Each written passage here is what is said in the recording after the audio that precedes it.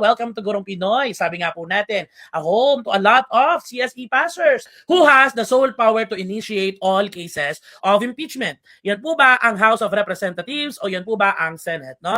And by the way, ito sabi ni Ma'am Rose, salamat sa Gurong Pinoy, take one ang anak ko, no? Should be the House of Representatives. Ayan.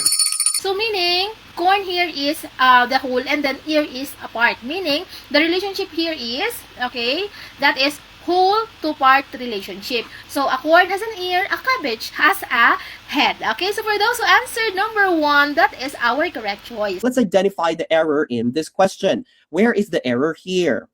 1, she will receive an award. 2, she's talented, creative. 3, and has innovation. 4, no error. Correct answer po natin is actually number 3. No, ang error po natin ay sa number 3. Coach, bakit mali yung nasa number 3?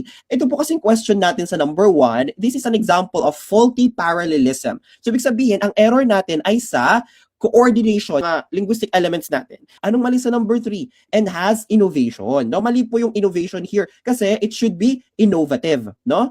What is the greatest common factor of 20 and 75? Number 5 can divide both 20 and 75 without leaving any remainder. So 5 will be our greatest common factor.